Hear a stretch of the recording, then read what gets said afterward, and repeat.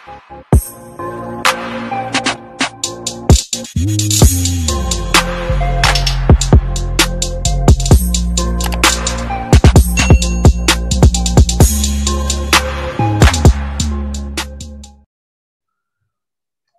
kembali lagi bersama saya Rapco Tarigan dan kali ini ada Bang Rickson Roni, aktivis GMKI. Gokil.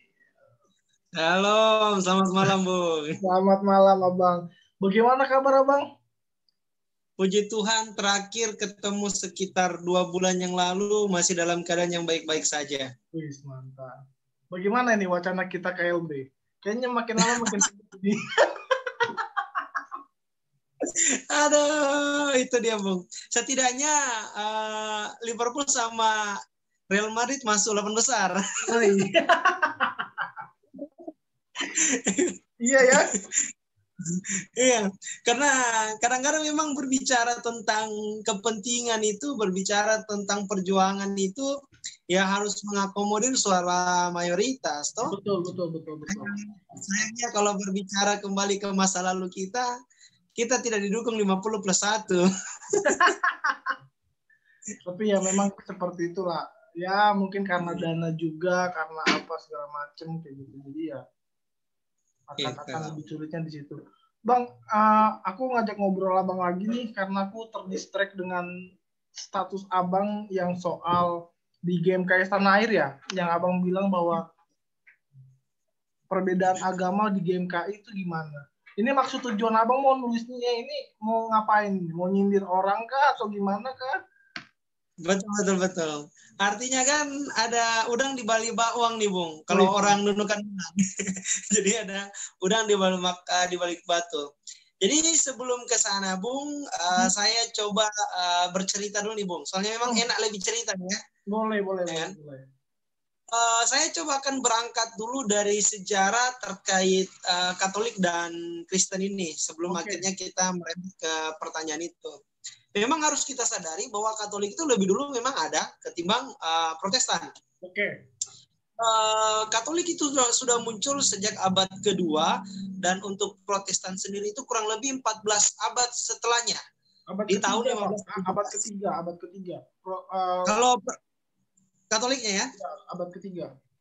Abad ketiga, oke. Kalau yang referensi saya baca untuk penyebutan Katolik itu dari Santo Ignatius itu sudah sempat didengungkan di perawalan abad kedua. Tapi kalau memang abad ketiga sudah ada, oke, berarti kurang lebih 13 abad setelah itu baru Protestan muncul. Itulah di zaman Martin Luther. Ya kan? Nah, yang menarik kita harus pahami bahwa Katolik dan Protestan itu kalau menurut pandangan saya itulah yang disebut agama, sedangkan Kristen itu sendiri adalah penyebutan. Penyebutan bagi orang-orang yang disebut pengikut Kristus. Betul. Ya kan? Nah, ini juga jelas kalau berbicara dalam Alkitab sendiri, pada saat Tuhan Yesus naik ke surga, Petrus itu sudah mulai menyebarkan Injil itu di sekitar Yerusalem secara aktif.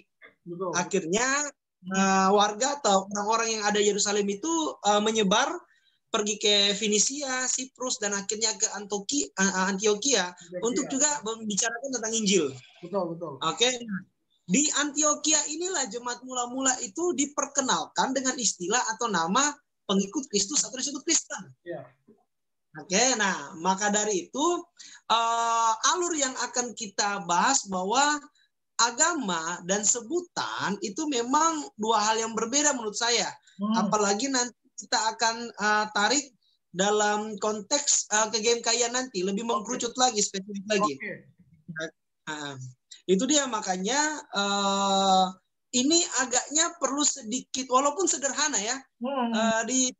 Walaupun sederhana teman-teman cabang kalau tidak salah cabang Ambon itu sampai chat waktu di Facebook itu bahwa ini sebenarnya pembahasan kami ini Bung sudah lewat ini pembahasan anak-anak ini komisariat pun mungkin sudah ketawa-ketawa bahas ini tapi ada esensi lain yang maksud saya mau tarik itu dalam konteks aturan ber-GMKI. Nah inilah yang akhirnya menarik pemikiran saya untuk coba membreakdown lebih dalam terkait kalau ditarik dalam GMKI bagaimana kita mengambil sudut pandang agama ini. Oke. Ya kan? Nah, undang-undang pun juga jelas mengatur dalam Perpres 1965 bahwa cuma ada 6 agama yang disebutkan. Islam, Kristen, Katolik, Hindu, Buddha, dan akhirnya Konghucu muncul setelah belakangan disahkan. Dan undang-undang dalam nomor 23 tahun 2006 juga tentang administrasi kependudukan, catatan sipil. Kalau kita mau buat identitas itu, Bung, memang hanya ada 6 agama yang disediakan. Tidak ada itu, Bung, agama anime. Ya, pecinta Son Goku, penyembah One Piece itu enggak ada, agama anime itu enggak ada, Bung. Sekarang makanya nanti, aduh. Bahaya. Jadi agama anime atau agama wibu itu enggak ada, Bung. Enggak ada. Kalau ada mungkin saya daftar nih, Bung. Janganlah. Bisa diserang video saya ini. Nah, itu dia. Nah, akhirnya itulah yang menjadi landasan Abang bahwa ini pertanyaan sangat jelas, sangat gamblang. Ya, artinya sangat sederhana sekali. Abang posting itu ke GMKI Tanah Air, sebelumnya saya posting dulu ke dalam grup kita yang wacana KLB yang nggak jadi. Ya. Dengan harapan juga mendapat pandangan-pandangan dari teman-teman yang bisa jadi punya pemikiran dan wawasan terkait itu ya. Jadi saya coba ulang lagi pertanyaannya seperti ini biar teman-teman yang juga sedang menonton kan bisa lihat maksud dari konteks pembahasan kita toh. Oke. Jadi bunyi pertanyaan Abang tuh seperti begini, apakah di daerah masing-masing atau di pengurus pusat ada kader Katolik, kita garis bawah ya, kader Katolik yang pernah menjadi pengurus cabang ataupun pengurus pusat. Nah, muncullah Bang John dengan segala argumen-argumennya dan semua pembelaan-pembelaannya. Sebenarnya sih kalau saya secara pribadi, Bung, tidak mempermasalahkan soal apakah Katolik, Protestan itu menjadi pengurus di GMK atau tidak. Lebih ke arah menyoroti nanti masuk ke dalam konstitusi kita. Oke. Seperti itu. Nah, ini baru masuk ceritanya nih. Kenapa saya memunculkan pertanyaan ini, Bung? Sebenarnya begini. Nunukan sekarang, komisariat yang sedang saya garap itu, Bung, kita sedang masuk dalam tahap untuk pencalonan cabang. Bakal calon cabang. Oke, dinunukan. Dan kalau Tuhan berkehendak, doakan, Bung, saya akan menjadi ketua cabang pertamanya dinunukan. Mantap. Ya, jadi saya masih kuat berpelayanan mumpung masih lajang sebelum melepas masa lajang. Oke. Ya, itu dia. Akhirnya karena berawal dari cerita itu, nunukan lagi digarap untuk persiapan bakal calon cabang. Saya nggak mau cabang nanti yang akan muncul berdiri atau hadir ini itu didasari dari pondasi aturan yang tidak jelas. Tidak memahami aturan. Oke, artinya dibuat dengan ya yang penting ada 25 orang kita buat cabang, tidak mengerti konstitusi urusan belakang. Saya nggak mau seperti itu. Nah, akhirnya setelah mempersiapkan draft demi draft dan kronologis untuk ke PP terkait calon cabang nunukan ini, saya ada menemukan salah satu ayat di ART kita pasal 6 ayat 2 itu yang kemarin saya juga akhirnya teruskan ke grup ya kan, bahwa anggota badan pengurus cabang itulah warga negara Indonesia dan beragama Kristen. Kita catat beragama Kristen ya kan, masuk juga ke dalam AD kita anggaran dasar pasal 2 tentang asas ya. Dalam berkehidupan bernegara, berbangsa dan bermasyarakat, organisasi ini berasaskan Pancasila dan berasaskan Pancasila sebagai satu-satunya asas. Pancasila poin pertama mengatur tentang ketuhanan. Ketuhanannya jelas, ada 6 yang kita akui, Bung. Ya kan, tidak disebut 5, ya, tidak disebut 5 tapi 6. Kristen, ya kan? Hindu, Buddha, Konghucu, Islam. Hanya 5, tapi Kristen Katolik ada 6, bukan 5 aja, Kristen doang. Ya kan, artinya secara konstitusi memang sudah membedakan itu. Nah, muncullah kembali ke pertanyaan tadi, kenapa saya mempertanyakan ini? Karena menurut saya di dalam ART kita itu tidak menjelaskan secara terperinci bahwa Kristen yang dimaksud itu seperti ini. Ya kan, karena gambarannya jelas. Itu patokan kita dari asas Pancasila yang mengatur tentang 6 agama. Ya, jadi seperti itu dulu, Bung, gambarannya.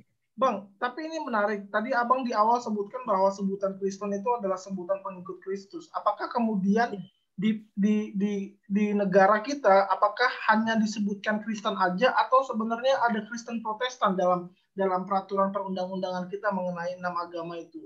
Kalau disebutkan di ADART itu adalah Kristen, berarti sebetulnya Katolik juga termasuk karena Katolik pengikut Kristus. Bagaimana, Bang? Oke, siap. Seperti begini, Bung. Penyebutan dengan agama itu memang menurut saya dua hal yang berbeda. Penyebutan dengan agama.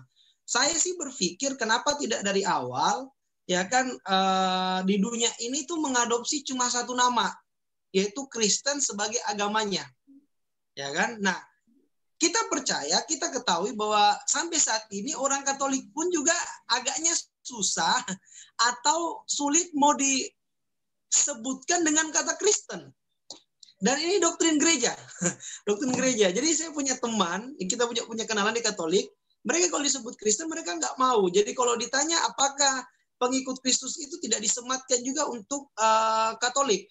Pengikut Kristus, saya sepakat sebutannya Kristen, tapi dalam secara keagamaan kita berbeda.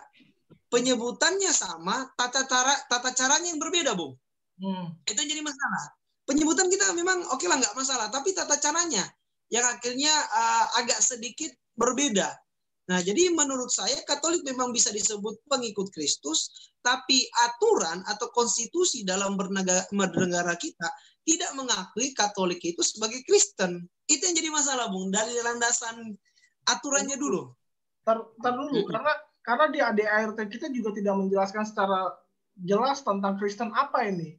Karena bicara Kristen itu kan definisi soal pengikut Kristus tadi, sehingga kalau kita di KTP itu jelas Kristen Protestan seperti itu, bukan Kristen aja gitu loh. Jadi akan jadi bias ketika Abang bicara soal tiba-tiba masuk ke ranah Katolik, tapi di ADART sendiri kita masih belum jelas ini Kristen apa seperti itu. Ya, sepakat. Nah, inilah yang menjadi tolak ukur saya atau Abang. Saya nggak tahu ART itu terakhir revisi kapan. ART kita, ya. Artinya memang perlu ada sekarang penambahan referensi ataupun pasal penjelasan yang akan nanti coba menjabarkan soal kekristenan ini. Karena landasan saya masih sama, Bung, bahwa dalam ART kita itu disebutkan beragama. Ya, agama itu kan yang seperti saya bilang tadi bahwa landasannya cuma ada landasannya ada 6 ini, bukan 5, ya kan? Karena Protestan memang tidak pernah disebutkan dalam aturan kita, tapi disebut cuma Kristen aja nih, Bung, Kristen doang. Semoga saya tidak salah, karena di dalam aturan yang tadi saya sebutkan itu, di aturan PNPS dan juga Undang-Undang tentang Keadministrasian 2006 dan 1965 itu Kristen dan Katolik dipisah, bukan Kristen Protestan atau Kristen Katolik, tapi Kristen Katolik. Beda, Bung. Nah, kembali ke ART kita dikatakan beragama Kristen. Jadi kalau beragama Kristen masuk dalam aturan, maka Kristen yang seperti kita inilah yang dimaksud, bukan Katolik. Baik Protestan, Anglikan, Metodis, Pantekosta dan lain sebagainya, ya itu akan masuk dalam kategori Kristen itu. Oke. Seperti itu, Bung. Tapi sebenarnya kalau kita bicara soal pemisahan itu, Bang, bicara soal pengikut Kristus dan agama, apa sih sebenarnya definisi dari agama sendiri seperti itu menurut Abang? Karena kan ini kita perlu luruskan apa itu definisi agama. Menurut aku, definisi agama itu adalah ketika kita punya pengikut juga, ketika punya tempat ibadah. Itu sebabnya Yahudi juga disebut agama, tapi juga bisa disebut dengan tradisi seperti itu. Jadi karena keyahudian itu punya tata cara ibadahnya, punya pengikutnya dan yang lain sebagainya, sehingga itu juga bisa disebut agama. Judaisme seperti itu. Apakah kemudian abang mau memisahkan definisi agama dengan pengikut seperti itu? Oke. Gimana nih? Siap. Kalau ditanya soal apa definisi agama dari abang coba mengambil dari referensi saja tentang etimologi bahasa. Ya kan, A itu tidak, agama itu kan kacau. Artinya agama ini adalah sebuah panduan, pedoman bagi orang-orang itu untuk memiliki hidup yang lebih baik. Betul. Ya kan, nah, betul. Nah pada prakteknya agama bagi saya adalah mereka-mereka yang mengakui suatu kesakralan atau sesuatu yang bersifat rohani yang tidak bisa terdefinisi secara akal sehat. Jadi orang yang mempercayai suatu entitas yang tidak bisa dijelaskan secara logika, itulah kita sebut beragama. Kita percaya kekuasaan itu. Kita percaya dengan kerohanian itu. Itulah yang sebut saya beragama. Artinya dia punya Tuhan yang untuk disembah. Saya sepakat juga dia punya pengikut tempat ibadah. Ya kan? Nah, tinggal pada konteks definisi inilah yang akhirnya mencoba menggelitik saya untuk membreakdown lebih dalam soal keagamaan ini, Bung. Karena yang menarik, setelah kita tahu dari jawaban Bung John ini ya, saya juga nggak tahu, Bung John memang senior lama ya, Bung, di Jakarta ya? Iya, dia cukup punya suara dan punya nama juga seperti itu. Beliau mantan BPC, Bung? Mantan pengurus pusat dari cabang Jakarta. Dia asli rekomendasi dari cabang Jakarta. Siap. Oh, berarti saya salam hormat sama Bung John ini. Oke, nah saya kembali lagi. Jadi yang menarik, sempat beliau mengatakan bahwa saudara-saudara kita yang Muslim pun itu pernah menjadi BPC. Ya kan? Nah, oke lah, sampai di Katolik coba kita kesampingkan itu. Tapi kalau ada teman-teman Muslim kita yang menjadi BPC, baik kita yang pengikut Kristus ini justru tidak masalah. Bagus dong. Siapa tahu bisa dimenangkan jiwanya, haleluya. Ya, itu, ya kan? Nah, itu urusan belakangan lah seperti itu. Betul. Nah, cuma yang akan jadi masalah ini bahwa konsekuensi logis yang harus diterima oleh saudara-saudara kita yang non-Kristen, ya kan, menjadi pengurus badan pengurus cabang, itu mau nggak mau cara-cara, kebiasaan-kebiasaan orang Kristen yang selama ini kita lakukan, ya dia harus lakukan dong. Mengucapkan shalom, merayakan Natal, Paskah, bahkan berdoa, itu harus dalam nama Tuhan Yesus. Nah ini kan agaknya mengganggu keimanannya.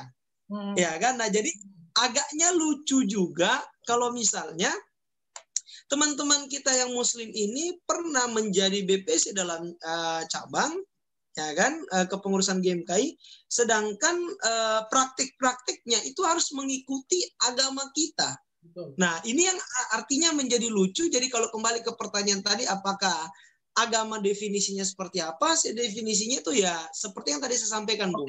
Bang, cuma yang masalah lanjut. Kalau untuk yang Katolik menurutku mungkin tidak terlalu ada perbedaan yang signifikan, walaupun sebetulnya aku pribadi sebetulnya agak juga sepakat bahwa sebetulnya orang Katolik yang kujumpai juga tidak sepakat disebut Kristen seperti itu, karena secara tradisi itu tidak mengikuti tradisi kekatolikan, misalnya mengenai sakramen, bahwa di Protestan itu hanya ada 2 sakramen, tapi di Katolik ada 7, dan hal-hal semacam itu menjadi, walaupun itu agak mekanisme, tapi sebetulnya sakramen itu bukan hanya sekedar mekanisme seperti itu, tapi sakramen itu adalah tanda kerahmatan Allah melalui kehidupan Yesus Kristus seperti itu. Sepakat.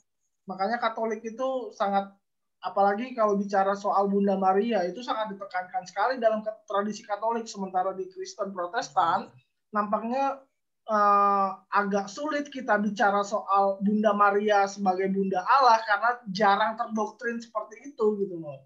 Sehingga ya benar bahwa sebetulnya ada sedikit perbedaan, tapi perbedaannya juga lumayan ya seperti itulah gitu. Tapi kalau untuk yang Muslim rasanya aku sepakat sama Abang bahwa kalau Kristen pindah ke Muslim itu harus mengucapkan 2 kalimat syahadat. Tapi apakah kemudian Muslim mau ber-BPC dengan sebutan Kristen, apakah dia mau dibaptis? Kan itu tanda kan, tanda bahwa sebetulnya menerima Kristus itu bukan hanya sekedar ucapan belaka, tapi ada tandanya. Tandanya apa? Baptisan. Lalu apa? Naik CD, pengakuan iman rasuli, seperti itu.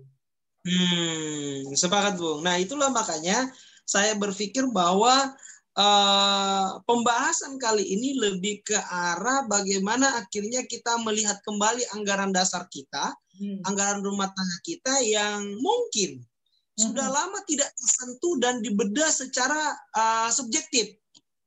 Ya kan? Makanya pertanyaan saya tadi muncul bahwa saya nggak tahu terakhir ADRT ini direvisi kapan. Ya kan? Bahkan harusnya kembali ke permasalahan kita yang kemarin-kemarin, kalau KLB pun akhirnya bisa dimasukkan dalam konstitusi, ini menjadi cerminan yang baru lagi, Bung. Iya. Ya kan? Kenapa harus KLB? Ya kan? KLB benda KLB bukan dosa, Bung. Tapi gini, Bang, yang kulihat adalah, yang kuamati, kita ini sok-sok terbuka sama orang, tapi kita nggak paham apa yang menjadi ajaran kita. Bahwa ketika kata tulisan Kristen itu bukan hanya sekedar, oh iya mengakui di depan umum bahwa dia percaya Kristus. Enggak, ada tandanya gitu loh. Tandanya melalui baptisan seperti itu.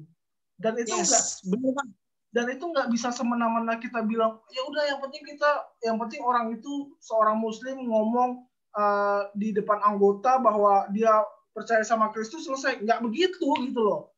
Itu nggak begitu gitu loh. Ketika kita pindah ke Muslim pun kita harus mengucapkan 2 kalimat syahadat di depan ustadz seperti itu. Dan itu ada mekanismenya, Bang, gitu loh. Betul. Artinya disaksikan banyak orang. Betul. Bukan. Dan baptisan itu bukan hanya sekedar, dan percaya itu bukan. Ini kan tadi Abang bilang disaksikan ya. Disaksikan itu bukan hanya sekedar cuma ngomong, tapi ada tandanya baptisan, lalu kemudian lebih lanjut ada CD, naik CD pengakuan iman rasuli, bahwa di depan jemaat mengaku sebagai iman Kristus, kan seperti itu. Sepakat, Bung.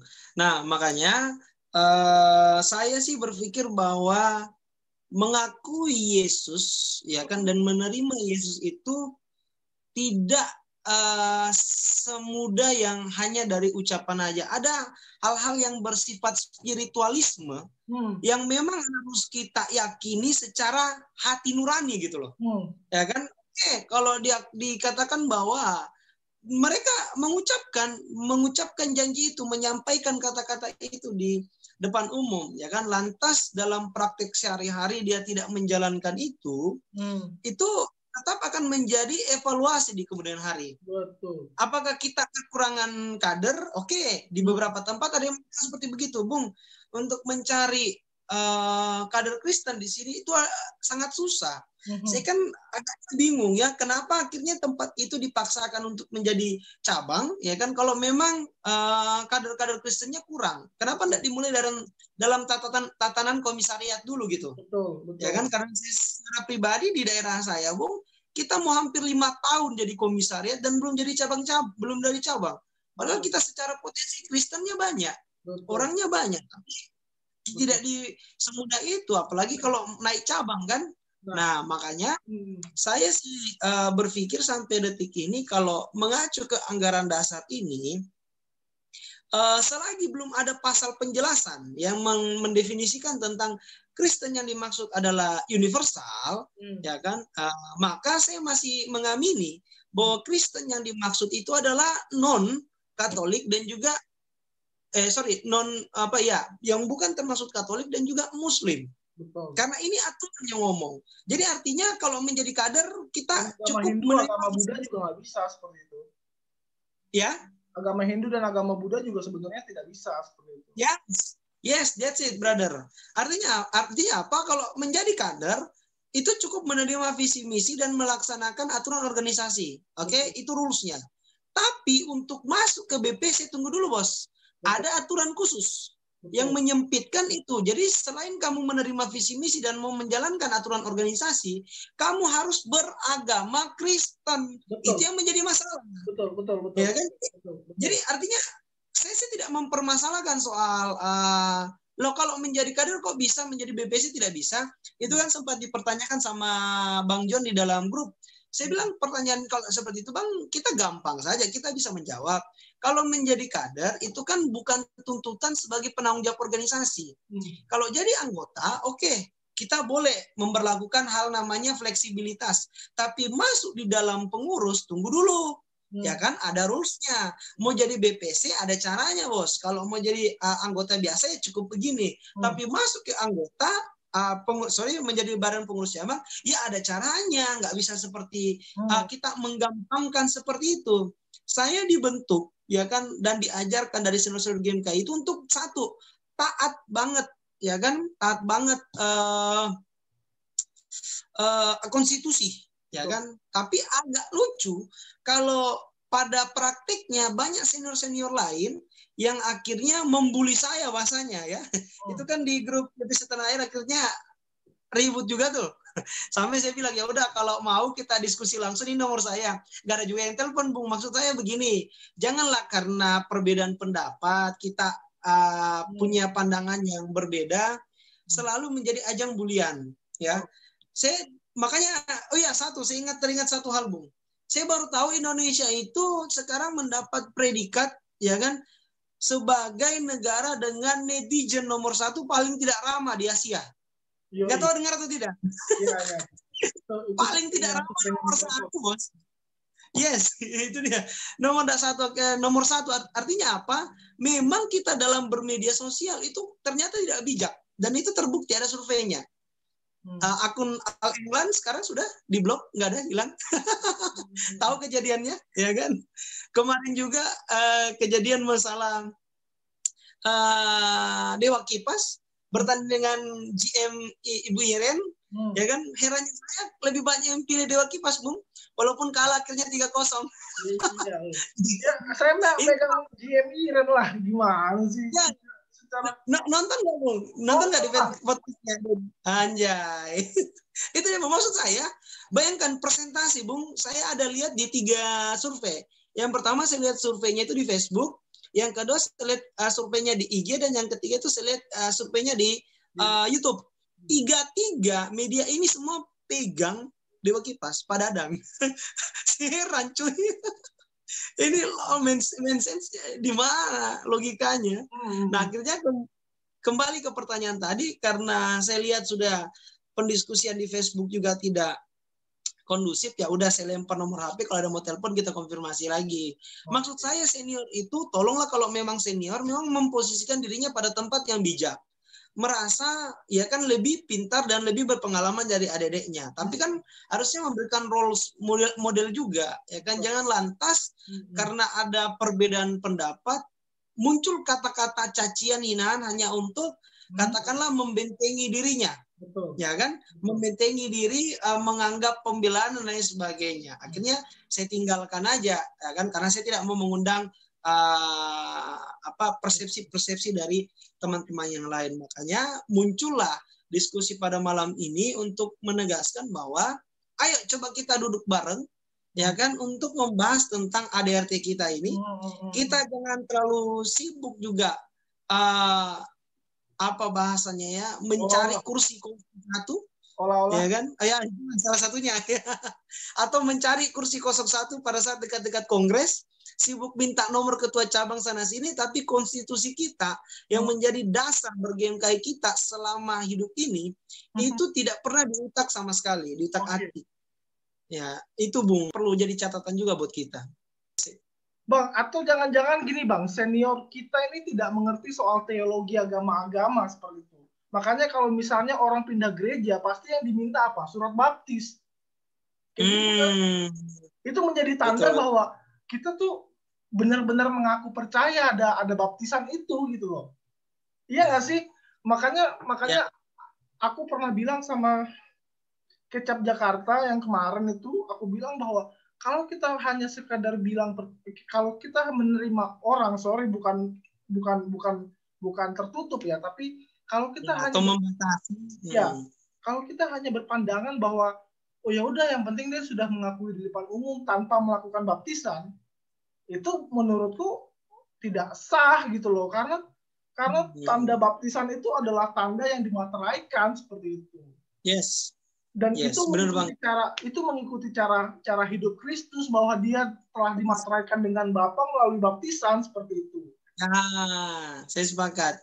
Artinya kalau untuk menjadi seorang Kristen itu ada caranya, bro. Iya, makanya. Ya kan? Ini, ya kan. Jadi kalau mau ber-BPC juga ada caranya kayak gini, bro. Itu maksud saya. Ya kan? Jadi kalau disampaikan tadi bahwa apakah senior-senior kita juga ini tidak paham tentang teologi, ya kan? Bisa jadi itu yang pertama, itu bukan disiplin ilmu mereka, yang coba memaksakan definisi. Belajar gitu loh. Kalau nggak ngerti makanya belajar gitu loh. Banyak orang teologi itu yang aku selalu marah. Orang teologi di GMKI itu tidak diberdayakan gitu loh. Cuman pas kongres, masuk tema, selebihnya nggak ada. Ya, bener banget. Iya kan? Yes, yang hanya diberdayakan itu anggota dewan, politisi, bupati. Makanya aku yang dianggap bahwa memang bisa. Ya. Aku sempat ngomong, bikin dong komisi pengkajian teologi gitu loh. Biar isu-isu kayak gini tuh bisa dibahas secara teologis gitu loh. Karena kita Kristen katanya gitu. Sepakat. Nah, inilah Bung yang menjadi tantangan kita di saat senior-senior kita yang di atas juga merasa lebih daripada kita dan akhirnya susah menerima pendapat juniornya. Ya kan? Saya jujur kalau mau berbicara tentang sakit hati di GMKI Bung sangat banyak. Sangat banyak sampai detik ini. Makanya saya mau katakan dimanapun tempatmu bukan soal wadahnya, bukan soal agamanya, tapi persoalan orangnya. Betul. Berbicara budayanya. Betul. Berbicara memang sudah ya karakternya sudah seperti itu. Betul. Makanya kalau dikatakan dunia ini tidak adil ya memang tidak adil. Maka biasakanlah dirimu, bro. Ya kan? Karena dunia tidak adil maka biasakanlah dirimu. Nah, saya kembali juga ke pertanyaan tadi bahwa apakah senior-senior kita tidak paham tentang teknologi atau mungkin paham tapi tidak menyeluruh, ya kan? Nah, itu kembali ke pribadi masing-masing. Tapi dalam statement mereka, dalam tata cara mereka berbicara, tentu kita bisa menilai seperti yang kejadian kemarin. Saya mau katakan bahwa berbicara tentang kekristenan dalam lingkup kita beragama sebagai masyarakat, saya sepakat, saya sangat setuju bahwa tidak ada lagi perbedaan sekat-sekat antara ini Kristen Protestan, ini Kristen Katolik, ini Kristen kesukuan seperti AKBP, Getor, ya kan, ataupun juga yang lain seperti GPIB, itu memang nggak ada sekat dalam konteks kebersamaan kita sebagai orang Kristen. Tapi dalam konteks ke-GMKI-an, catat, dalam konteks ke-GMKI-an, ada hal yang harus kita bedakan antara pandangan umum dalam konteks yang kita definisikan di masyarakat atau di dalam lingkungan kita orang Kristen dan lembaga-lembaga gereja lainnya dengan konteks ber-GMKI. Betul. Ya kan itu maksud saya. Nah makanya saya juga mengundang baik senior-senior kita yang memang paham dan mengerti soal ADERT dan definisi ini, ayo kita duduk bareng dan diskusikan sambil ngopi-ngopi lah. Nah, cuma yang menjadi masalah adalah di saat kita mengajak untuk berdiskusi, kita kasih nomor HP, yang bisa dilakukan hanyalah berselancar liar di dalam media sosial. Nggak mau sampai ke situ ya. Udah kita anggap bahwa senior-senior kita hanya tahu bisa memberikan cacian, menurut saya makian tanpa memberikan sisi edukasi yang lain. Betul. Maksud saya kan namanya catatan di media sosial itu kan kita nggak tahu bagaimana intonasi orang ngomong, betul, bagaimana ekspresinya, ya kan? Bisa saja pasti bilang kamu songong ya sambil ketawa, ya kan itu guyonan gitu nah. Betul. Ya kan, atau kamu sombong banget nih bro. Dalam konteks dia sedang tertawa, ya kan kita nggak lihat ekspresinya gitu loh. Ya kan, nah mensos itu hanya melihat tulisan yang secara datar. Makanya saya sih berpikir bahwa senior kita juga ya, dan beberapa senior ya, nggak semua juga, saya berharap bahwa kajian-kajian seperti ini, seperti yang Bung Redko katakan tadi, ayo buka komisi atau divisi tentang pengkajian teologi. Iya, saya pikir itu menarik. Iya. Bagus. Karena di situ bisa masuk bidang PKK tuh Bung, bisa masuk itu. Aduh, bidang PKK-nya juga kadang-kadang juga ya begitulah Bang, kita orang teologi makan hati lah kalau ber-GMKI lah, paling cuman iya udahlah, jadi gitu loh. Bahkan jelas sebetulnya penerimaan anggota pun harus yang percaya kepada Yesus Kristus, percaya kepada Yesus Kristus itu harus melalui tanda baptisan Bang, nggak bisa. Bener banget. Nggak bisa. Makanya nggak hanya bisa sekedar lewat mulut gitu loh. Ya, enggak semudah itu, Bung. Ya kan? Entah mungkin karena ini mungkin mereka berpikir GMKI adalah anak kandung gereja. Jadi inilah gerejanya. Tapi di gereja juga bisa suka-suka kan. Harus ada pandangan teologis. Iya. Ya, saya sepakat. Nah, inilah kadang-kadang ya, saya kadang-kadang menemui banyak banget tipe-tipe senior. Ya kan, di saat menekan kita untuk katam konstitusi, paham konstitusi, jangan keluar dari konstitusi. Tapi di saat kita mempertanyakan, mau mempraktekkan itu, banyak sanggahan-sanggahan yang bahkan menjerumuskan kita. Sampai ada salah senior kemarin ngomong seperti begini, tolonglah kalau berorganisasi itu jangan terlalu kaku. Saya heran, loh, aturan dikakukan, ya namanya aturan bro, itu saklek. Perlu. Paten, nggak bisa diganggu-gugat lagi. Ini maksudnya ya berorganisasi kan? Jangan kaku gimana? Jadi kita boleh seenak-enaknya melanggar ADART? Yes, itu dia maksud saya, Bung. Artinya begini, ya kan, kita artinya teguh dalam prinsip, ya kan, fleksibel dalam taktis. Saya pernah belajar itu. Dalam hal prinsip-prinsipil, ya kita nggak bisa toleransi. Iyalah. Tapi ada hal lain, ya kan, ada hal lain yang bisa kita fleksibelkan, yang mungkin bisa kita toleransi selama itu tidak bersinggungan langsung dengan ADART. Ya kan, nah contoh, kalau kita mengangkat kader-kader yang lulus maper melalui persyaratan yang diajukan oleh BPC, dia lulus, tapi kalau beda agama bisa jadi kita jadikan sebagai anggota simpatisan saja. Iya. Tidak sebagai anggota biasa. Betul. Ya kan jelas. Karena kalau yang menjadi anggota biasa atau anggota penuh yang mempunyai hak suara dan hak bicara, ya itu harus standarnya kok. Jelas kok itu percaya kepada Yesus Kristus. Gimana itu? Itu dia, harus standarnya seperti ini. Ya kan, boleh jadi anggota GMKI tapi anggota simpatisan. Nah, masuk ke ranah yang lebih tinggi dalam hal BPC, maka lebih parah lagi. Ya kan? Ada standarnya, harus beragama Kristen. Iya, dan beragama Kristen itu tidak serta-merta, ada jalurnya, harus dibaptis, ada sidi, pengakuan iman rasuli, dan lain sebagainya. Seperti cara-cara Kristus yang memang dia lakukan selama hidup di bumi. Dia melakukan kok semua itu. Jelas. Itu makanya definisi sakramen, bagaimana kita melihat tanda kehadiran Kristus, melihat tanda kehadiran Allah melalui kehidupan Yesus Kristus, itulah definisi dari sakramen seperti itu. Yes. Makanya, benar, Bung. Kenapa kita Kristen? Karena kita percaya dan mengaku bahwa Yesus Kristus adalah Tuhan kita. Gimana kita mengikuti Kristus? Dengan dibaptis. Gitu kan? Sepakat. Nah, itu dia. Nah, makanya kami sangat berharap khususnya bidang PKK di pusat, ya kan? Ayolah akomodir jelas.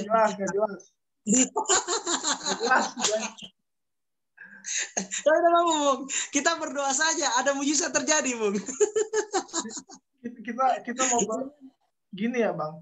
Kalau organisasi ini kemudian punya concern terhadap dunia teologi ataupun bicara soal itu, harusnya pengurus pusat tuh memberdayakan pendeta-pendeta senior yang di pedalaman. Iya, itu banyak banget pendeta-pendeta senior yang kemudian butuh bantuan, butuh support, dana, kayak gitu. Kita kan selalu menjualnya kemana? Menteri Hukum dan HAM. Iya dong, Menteri Hukum dan HAM dong. Kemana lagi?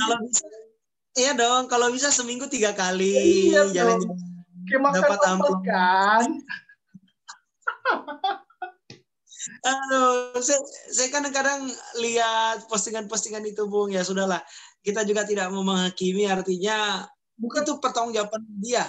Ya kan, pertanggungjawabannya dia nanti dengan sang kepala gerakan. Karena kita berpikir bahwa orang-orang yang bergame kayak ini orang-orang cerdas, ya, orang-orang pintar, orang-orang mampu berpikir secara akal sehat dan biarlah mereka itu punya tanggung jawabnya sendiri kepada sang kepala gerakan. Tapi melalui momen-momen seperti begini kita punya cara tersendiri sebenarnya. Punya cara tersendiri sebenarnya untuk memberitahukan ke teman-teman kita yang lain, kan karena yang lain, bahwa ada loh pembahasan yang seperti begini. Ya kan, makanya kalau Bung Redko sering posting di Game KS Tanah Air, sebisa mungkin saya nonton pasti videonya. Dan satu yang paling penting, Bung, iklannya saya nggak skip, catet. Mantap. Militan. Jadi kalau namanya Game KI ya kita anggap aja perpuluhan buat dia kan. Mantap. Benar. Artinya kita diberkati untuk memberkati. Makanya sebisa mungkin kalau Bung Redko sudah posting di Game KI Tanah Air, wah ini ada Bung Redko lagi nih.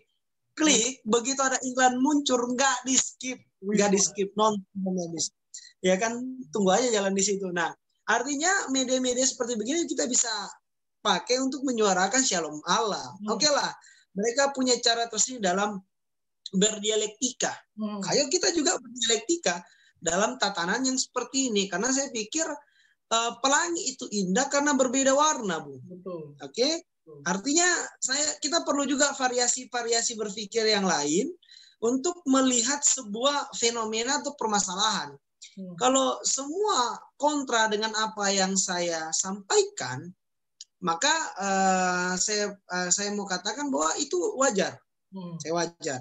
Ya kan, saya juga percaya sampai detik ini, Bung, namanya menjadi besar, orang hebat itu ya perlu memang proses. Betul. Kalau mimpimu itu belum ditertawakan orang, mimpimu itu belum dianggap aneh oleh orang, maka mimpimu itu belum besar, bro.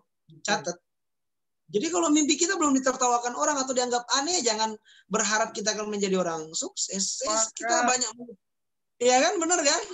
Ya kan? Jadi kalau mimpimu belum dianggap aneh oleh orang, bahkan ditertawakan, berarti mimpimu belum besar, bro. Betul. Kita melihat, ya kan, dari Steve Jobs. Betul. Siapa dia? Hanya berawal dari sebuah garasi rumahnya.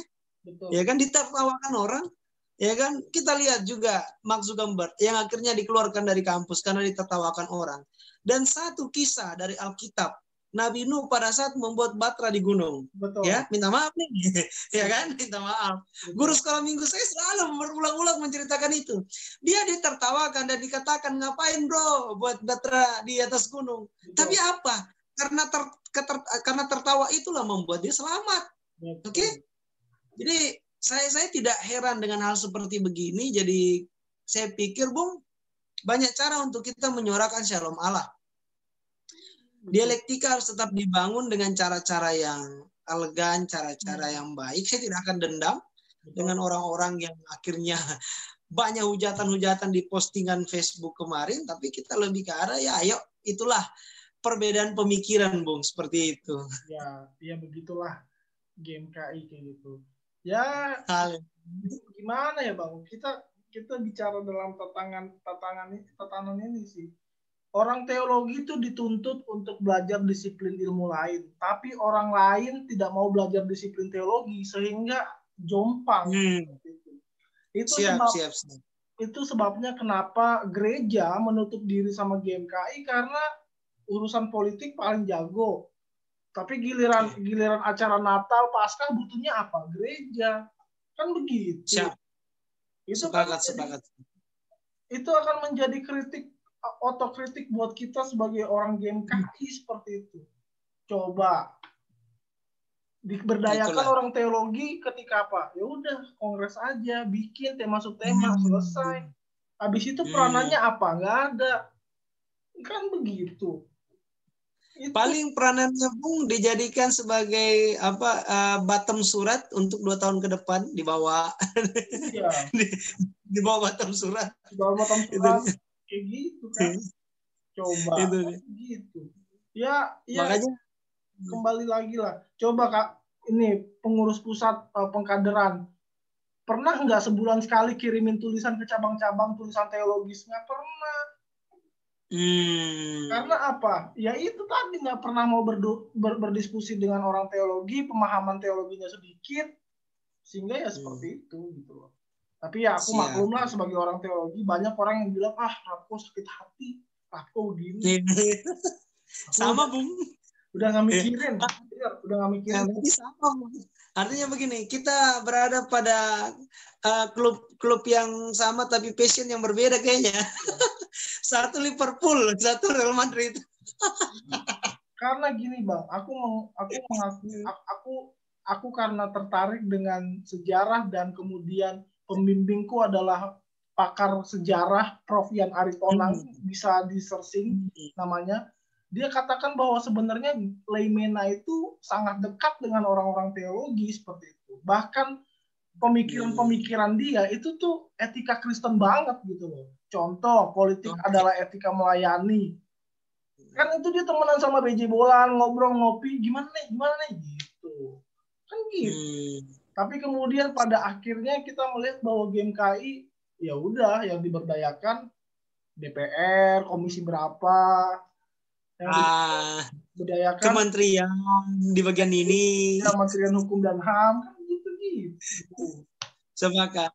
Nah, dan jauh sebelum itu memang Bung, kalau kita berbicara tentang CSV of Java sebelum ini masuk yang dibawa oleh Insinyur Dr. Van Dom, itu memang misi jelas adalah memberikan pengkabaran Injil di tengah-tengah dunia mahasiswa.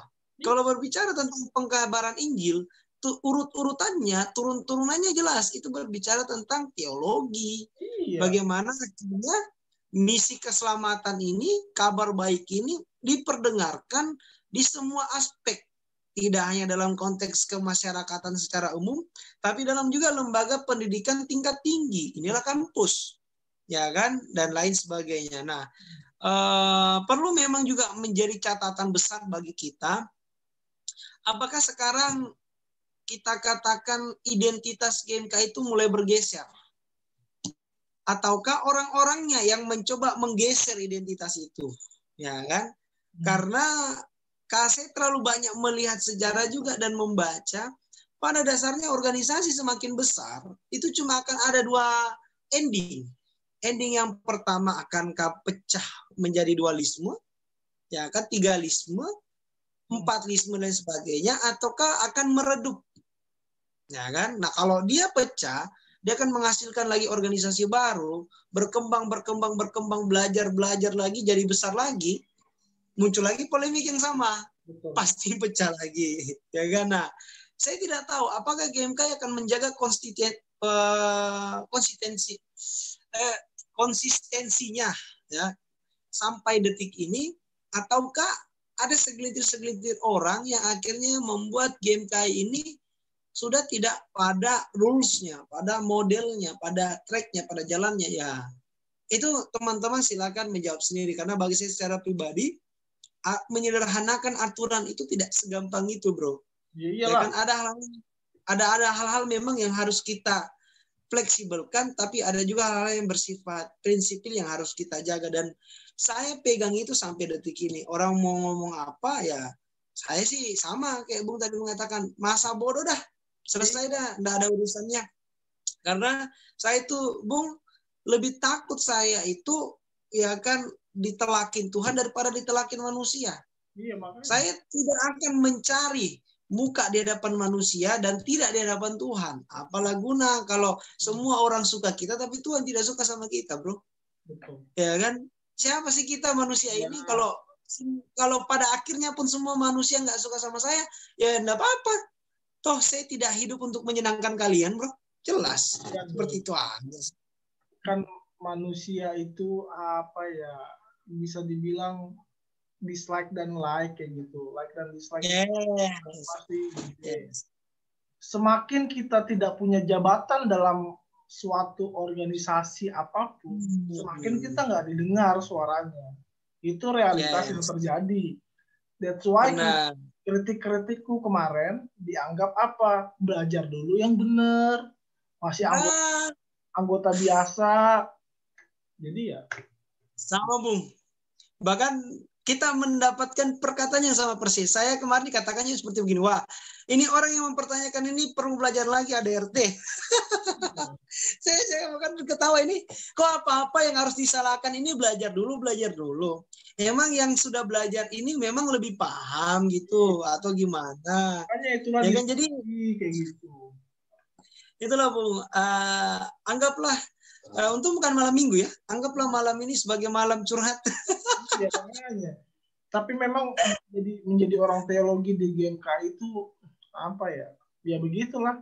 Mana kemarin pidatonya ketua umum bicara soal teologi beragama menjadi sosiologi beragama, apakah kemudian teologi tidak bersinggungan dengan realitas sosial? Justru teologi itu bersinggungan dengan realitas sosial. Kita bicara soal memberdayakan orang miskin dan yang lain sebagainya. Kan agak aneh itu. Sosiologi beragama menjadi nggak jelas. Tapi ya begitu. Benar. Dari statement kepalanya aja sudah menunjukkan bahwa tidak ada concern di bidang teologi. Dan maksudnya siap.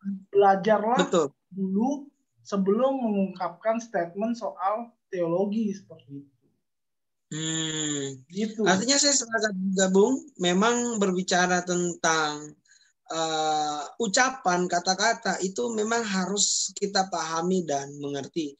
Saya kadang-kadang kalau berdiskusi dengan orang, apalagi sampai jatuhnya berdebat, ya saya tidak akan berdebat untuk sesuatu yang tidak jelas. Kita berangkat dari definisi, ya kan, kita berangkat dari referensi, dan kita berangkat dari pengalaman yang memang yang betul-betul kita real jalani gitu loh. Betul. Nah makanya saya secara pribadi sih, ini kebetulan ada cerita closing nih Bung.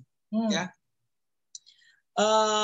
Kita anggap bahwa diskusi pada malam hari ini clear, tidak ada perdebatan soal agama. Saya sepakat agama itu berbicara Kristen adalah pengikut Kristus. Tapi bagi Abang dalam tatanan ber-GMKI ada aturan-aturan yang khusus yang harus kita pegang untuk kita jalani sebagai pedoman kita. Kalau orang tidak diatur melalui aturan, ya apa artinya organisasi?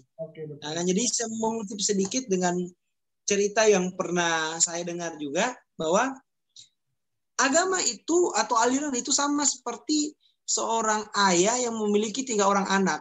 Jadi ayahnya ini selalu pergi ke kantor untuk kerja dan kembali akan selalu disambut oleh anak-anaknya.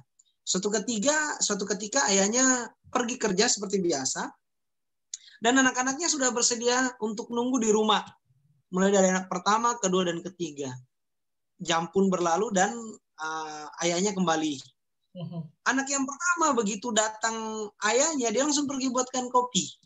Kopi kesukaan ayahnya untuk menghibur ayahnya. Anak yang pertama otomatis langsung bernyanyi dan membukakan sepatu oleh ayahnya. Dan anak yang ketiga ada yang pijit-pijit, ya kan, punggung bapaknya sebagainya. Artinya apa? Dari 3 cara ini kita bisa melihat 3-tiganya sayang dengan orang tuanya, tapi diekspresikan dengan cara yang berbeda. Ya itu dia. Begitupun Kristenan. Begitupun aliran keagamaan. Cara kita berbeda, tapi yang kita sembah memang cuma satu, yaitu Allah Bapa. Ya kan, yang kita akui dalam keilahiannya sebagai Yesus Kristus juga. Nah, Abang secara pribadi tidak pernah mempermasalahkan soal Katolik, Kristen, Protestan dan sebagainya, tapi lebih ke arah bagaimana akhirnya kita menyingkapi keberagaman ini. Dan untuk konteks GMKI, tentunya kita perlu juga lebih selektif lagi dalam melihat orang-orang yang mengambil tanggung jawab, dan itu perlu menjadi catatan kita bersama seperti itu, Bung. Oke, sip. Oke, Bang, nampaknya ini diskusi yang menjadi menarik dan kayaknya isu-isu seperti ini perlu diberikan ataupun diperbincangkan lebih lanjut seperti itu, karena dunia teologi ternyata luas, bukan hanya sekedar tradisi, tapi bahkan juga tanda-tanda kehadiran Kristus melalui baptisan, melalui perjamuan kudus, seperti itu. Itu sebabnya kalau dalam Kristen Protestan dikenal 2 sakramen seperti itu, sakramen perjamuan kudus dan sakramen baptisan seperti itu. Siap. Oke. Saya sepakat, Bung. Artinya kita tunggu episode ketiga nih, Bung. Oke, siap. Bang, ini aku stop record dulu ya. Oke, siap. Siap.